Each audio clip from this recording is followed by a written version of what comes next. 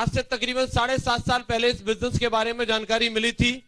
उस समय जस्ट एक स्टूडेंट था, पढ़ाई कर रहा था आगरा मथुरा बीएसए कॉलेज से। तब इस बिजनेस के बारे में जानकारी मिली और आपके आगरा में इस प्लान को देखने के लिए आया था। भीड़ में ला करके बिठा दिया। यहाँ पे जो भी प्लान में आकर के लोग बता रहे थे, हिंदी में ही बोल रहे थे, लेकिन समझ में कुछ नहीं आ रहा था ये क्या बोल रहे हैं। पर एक बात लास्ट में समझ में आई कि उनमें से कुछ लोगों ने बोला कि मैंने यहां से कमाए इतने लाख। कोई बोल रहा था मैंने यहां से कार ले ली, मैं यहां से इतने लाख रुपए पर मंथ कमाता हूं। देखने में सब ठीक ठाक लग रहे थे, टाई वाई लगा के सूट वूट पहन के। मैंने कहा यार ये काम बढ़िया है, लाखों रुपए मिल रहे हैं और ऐसे बढ़िया लिबास में रहेंगे, तो इसलिए ये काम को फटाफट कर लेते हैं। जो व्यक्ति मुझे लेके आया था, मैंने उससे पूछा, मैंने कहा बताओ भाई साहब इसको करने के लिए क्या करना है।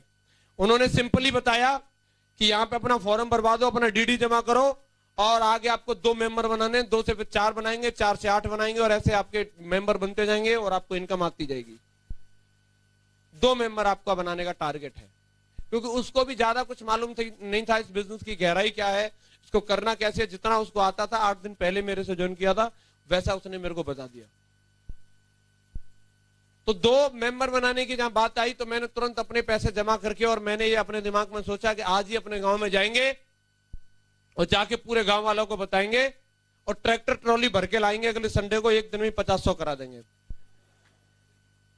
और मैं सीधा अपने गांव गया और गांव जाकर के मैंने सब लोगों को बताया। मैंने कहा भैया आगरा में एक ऐसी कंपनी खुली है जिसमें आप अंदर जाओ और बाहर निकलोगे तो करोड़पति बन जाओगे। 3 डायलॉग मैंने उनको बोले। मेरे दिमाग से वो 3 डायलॉग इतने परफेक्ट थे कि 3 डायलॉग सुन के तो हर आदमी को ज्वाइन करना चाहिए। वो 3 डायलॉग कौन से थे?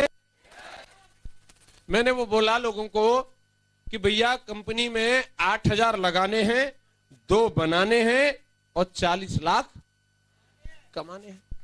और 3 बात सुन के हर एक आदमी को ज्वाइन करना चाहिए कि नहीं करना चाहिए? बचा के रखो, बजवा लूंगा। तो ये 3 बात सुन के हर एक आदमी को ज्वाइन कर लेना चाहिए। जानना चाहते हैं उन लोगों ने क्या बोला? उन्होंने मेरे को बोला कि जिस तरीके की तू कंपनी की बात कर रहा है 8,000 लगाने वाले की, तूने उसमें लगा दिया 8,000? मैंने कहा हाँ लगा दिए। बोले तेरे तो 8,000 गए, तू भूल जा अपने 8,000 को। मैंने कहा क्यों? कि ऐसी कंपनियां चलती नहीं है, कोई आज तक करोड़पति नहीं बना, किसी को लाखों रुपए नहीं आते, किसी को कार नहीं मिलती। और उन्होंने 2-4 लोगों के नाम बताए कि उसने किया था वो फेल हो गया, उसने किया था वो फेल हो गया और अगला नंबर तेरा है फेल होने का, तू भी होगा। मैंने अपनी आंखों से देखा था लोगों को यहां पे पैसा के बारे में बोलते हुए टाई वाई लगा करके, तो मैंने उन लोगों से जिद किया अगर आप लोग ऐसा बोलते हो कि ऐसा कुछ हो नहीं सकता, लेकिन मैं अपनी आंखों से आगरा में देख के आया हूं कि लोग ऑलरेडी लाखों कमा रहे हैं। अगर तुम इतने होशियार चंद हो तो आगरा चलो एक बार और मैं अपने सीनियरों से मिलवाता हूं और उनसे बात करना। उसमें से कुछ तैयार हुए, कुछ नहीं हुए।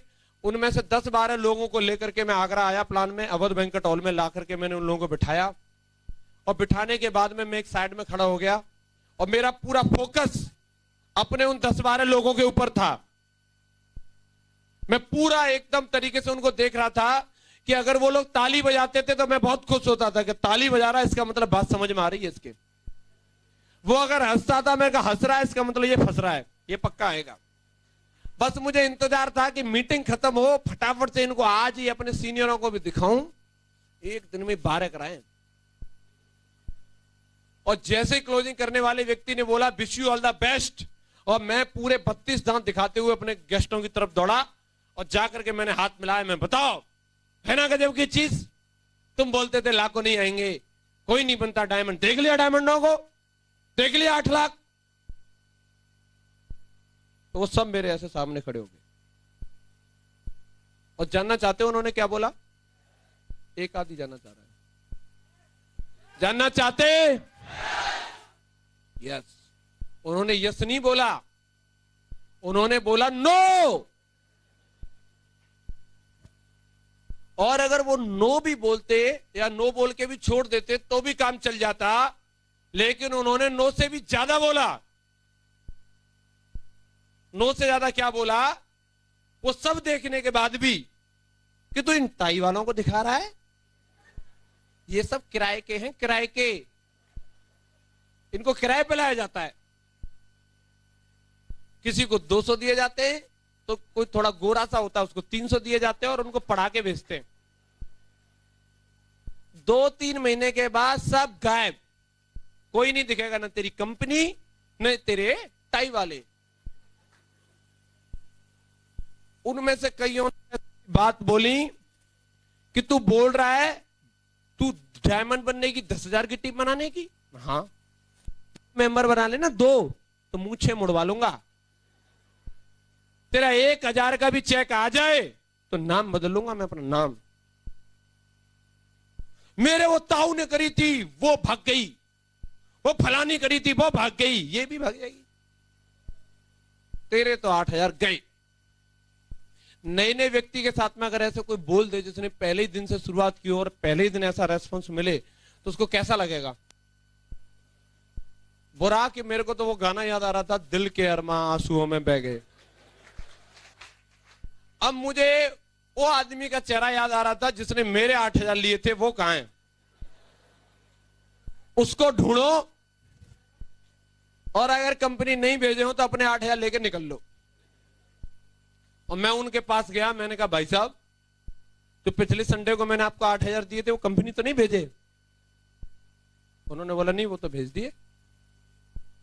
तो सर कुछ कम ज्यादा करके वापस करवाओ, हमें नहीं करनी है आपकी कंपनी। उनकी थी, मेरी नहीं। उन्होंने पूछा क्यों? मैं मेरे गांव के 10-12 इंटेलिजेंट लोगों ने आपकी कंपनी फेल कर दी, वो ऐसा बोल के गए ये कंपनी नहीं चलेगी और आप सबको किराए का बता के गए। बोला अच्छा, और?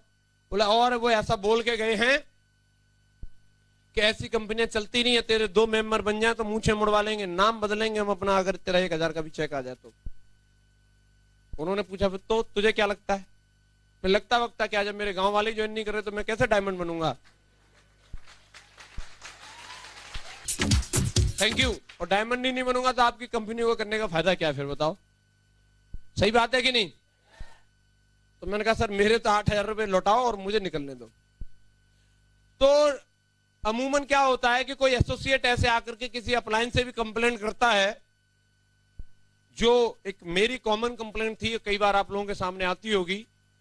और मैं आपको यह बताना चाहता हूं कि मैं भी किस थिंकिंग के साथ इस बिजनेस में आया था, और वो कंप्लेंट सुन के कई अप्लायनों का भी धुआं निकल जाता है, वो भी उसके साथ रोने लगते हैं, यार शक तो मुझे भी होता था। लेकिन थैंक्स गॉड कि मुझे इतने दमदार अपलायन मिले कि उनका धुआं नहीं निकला, उन्होंने मेरा ही धुआं निकाल दिया।